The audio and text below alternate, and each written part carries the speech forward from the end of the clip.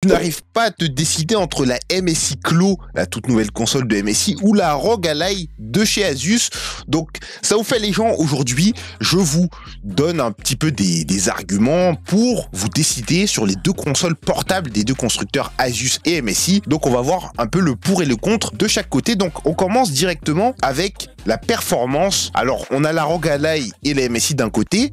Donc sur un jeu comme Tomb Raider par exemple, comme je l'ai pris dans mon bench, alors tu as une moyenne de 42 FPS pour la MSI Clo et 64 FPS pour la ROG Ally. C'est une moyenne évidemment, tu peux avoir plus, tu peux avoir moins, selon que ça chauffe ou pas. Mais voilà, en moyenne, et malheureusement sur tous les jeux, la ROG Ally gagne. Enfin malheureusement ou heureusement, hein, selon les points de vue. Mais la toute nouvelle console de MSI n'est pas vraiment...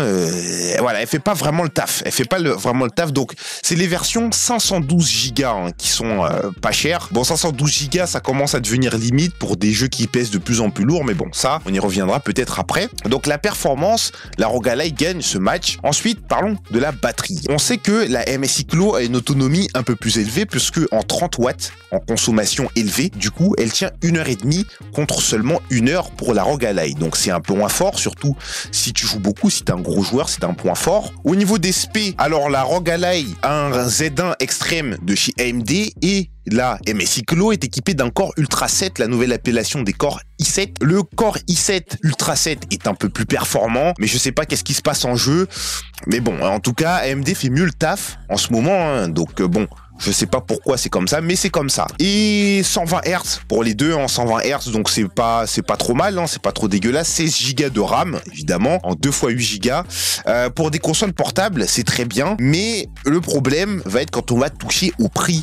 Alors, comme vous pouvez le constater, la ROG Ally est autour de 430 €, 400 et quelques, même des fois 500 quand vous avez pas de chance. Et la MSI Clo est quasiment au double, elle coûte 800 €. Alors pour un prix de lancement, je trouve que c'est pas concurrentiel du tout, c'est même trop cher. Je rappelle que pour 800 €, tu peux avoir des PC bureau ou portables, plus que correct, très bien même pour du gaming ou autre, hein, tout simplement. Et en fait, pourquoi prendre un écosystème Steam quand tu peux avoir tout l'ensemble Windows, Steam y compris, dans un ordinateur portable? Donc le but, ce serait d'être à un prix attractif pour une console, c'est-à-dire je trouve 400, même 500, quoique 500 tu peux avoir quelque chose, mais 430 c'est beaucoup plus dur de trouver un PC. Bon, ce sera toujours un peu mieux puisque c'est histoire de taille, mais c'est beaucoup plus rentable de prendre la ROG Ally qui se rapproche plus des performances d'un PC low cost que la MSI qui coûte 800 €, qui est en dessous de la ROG Ally et pour laquelle tu peux prendre un peu mieux avec un meilleur écosystème pour un tout petit peu plus grand, voire plus petit si c'est une ROG Ally. Donc voilà pour le prix.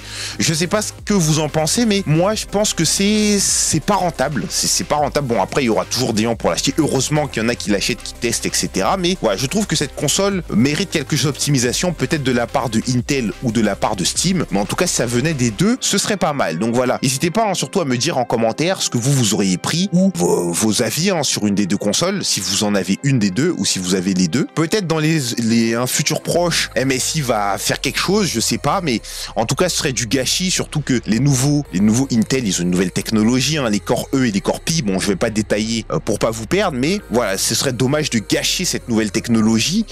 Et voilà, on espère que ces deux consoles auront de longue vie devant elles et qui vont les améliorer, surtout pour la MSI. Voilà, c'était tout pour cette vidéo. Ciao, à la prochaine.